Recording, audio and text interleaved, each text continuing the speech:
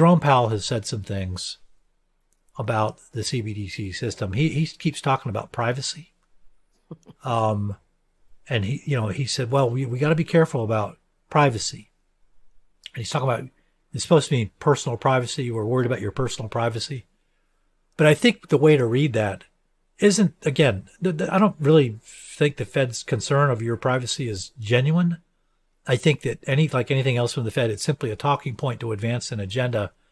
And I think the agenda that's going to be advanced here, this talk about privacy, is what it really means is that your private data is going to not be handled by the Fed. It is simply going to be routed to the service providers, the private service providers. And the reason I think that is that because of the CBD system and because banks are no longer issuing loans, I don't think they're going to simply vanish overnight. They're not like dinosaurs where, I don't know, a meteor hits and commercial banks are going to vanish. That's the CBDC is not going to be the meteor event that wipes out commercial banks. It's going to be gradual. I think it's going to force banks, though, to find other ways to make money since loans are no longer doing it. Okay, just routing around money and serving as a sort of a utility, a public utility that multiplexes, electricity users and connects them up with electricity suppliers. The banks aren't going to make money that way. They're going to be forced to find other ways to make money. And I think the way they're going to do it is they're going to monetize your personal data the way fintech monetizes personal data. I mean, so think about it. Banks aren't making loan via lending.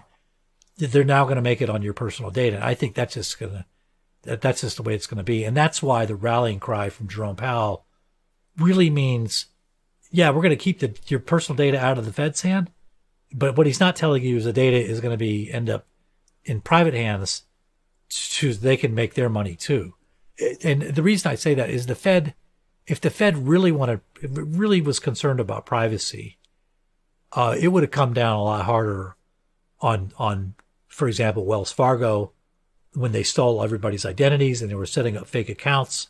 I mean, that's an identity theft every time they set up a fake account. And Wells Fargo, not one person was prosecuted. There was never a case on that. The Fed just basically they fined Wells Fargo, but again, it's a cost of doing business fine. It's not really a fine at all. And I think the risk here, and what you're going to see shake out with this, is that in the intermediaries, you're going to see that's where the passports fit in. All your data is on the passport, and it's going to be handled by the intermediary. So the Fed can wash its hands and say, oh, we're concerned about your privacy, but we really have no jurisdiction over the intermediaries using passports with all your digital information on them. And so in a lot of ways, I think the move to central bank digital currency is going to spell the end of personal sovereignty. And I also think it's going to spell the end eventually of national sovereignty, and bring in a system of global rules.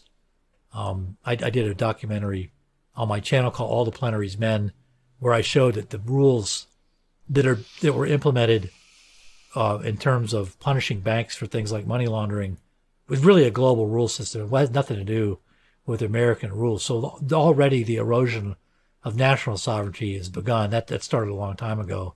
But the central bank digital currency is really going to make it happen.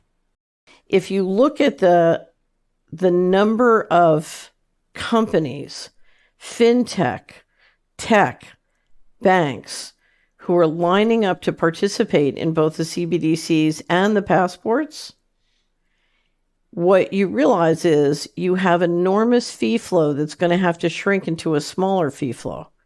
And I think you're absolutely right. I think one of the most important points everybody needs to realize is what you said. They're going to try and make this money on the data. Right. They're going to try and leverage the data. Well, the other thing is, back to the owner. The owners, you're right. I completely agree with that. The owners are the owners. The owners of the Fed and the owners of the commercial bank, they already have access to the data. Right. Okay. So what does the CBDC gain them? The CBDC system goes from having access to the data to being able to use the data for control. Right. So not only can you see the data, now you can use the data to micromanage people and businesses and to get whatever, dark fantasies you have in mind.